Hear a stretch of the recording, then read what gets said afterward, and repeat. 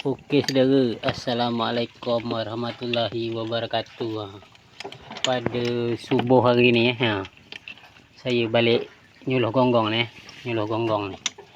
karang gonggong ni subuh-subuh Alhamdulillah saudara, inilah hasil yang biru ni hasil punya saya.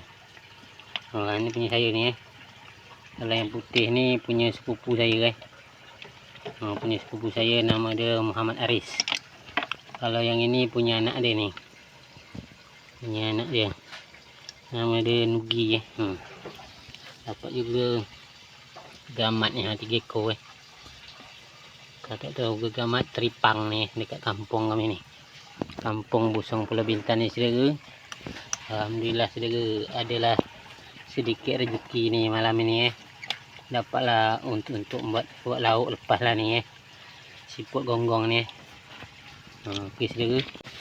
Okey saudara, kuat sekian dulu. Assalamualaikum warahmatullahi wabarakatuh.